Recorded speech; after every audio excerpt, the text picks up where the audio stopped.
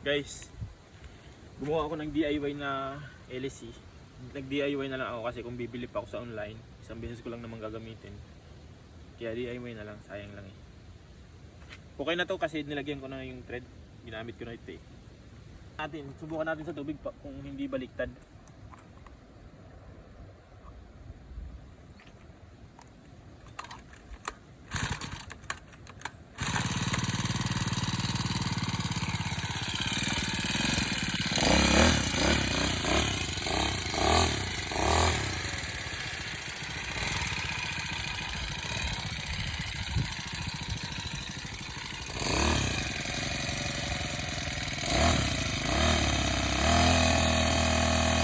Hindi at natulak. Okay na, patulak na Lodi. Hindi to baliktad.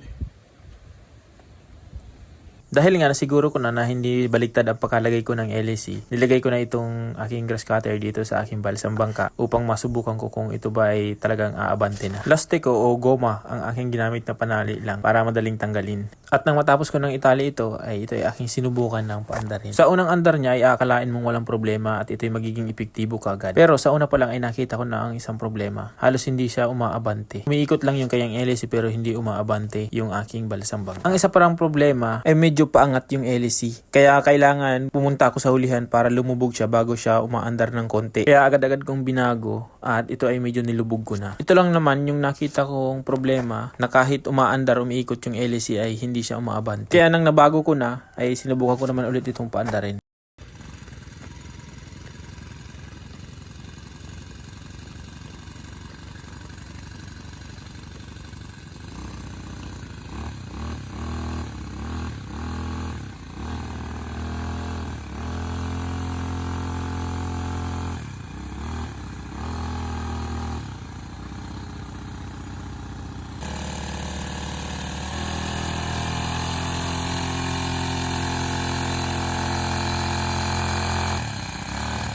Umaabante na siya, medyo mabagal nga lang, pero siguro dun lang yan sa ginawa kong LSC. At yung timon kong ginawa na kinonvert ko dun sa parang manubela ay hindi talaga gumagana. Kahit iniikot-ikot ko siya, hindi lumiliko yung aking balsang bangka. Kaya kailangan pa rin yung sagwan. Tinutukod ko dun sa gilid para lumiko. Minsan nagsasagwan ako ng konti bago umikot, bago pinapaandar ko ulit. Kaya di man naging perfecto yung ginawa ko. At least nag-enjoy ako at nasubukan ko. Sa susunod, ang gagawin ko na lang dito yung pedal. Nasabi nga ng iba, mas maganda yung pedal. Okay yon kasi itong grass cutter nga ay hindi ko naman talaga dito gagamitin ng matagalan dahil ito ay gamit ko dito sa aking farm. Alam ko marami naman kayong magiging komento dito, pero ang masabi ko sa inyo ay enjoy na lang ninyo yung napapanood nyo dahil yun yung gusto ko para sa inyo. At sana may natutulan kayo dun sa pinakita ko.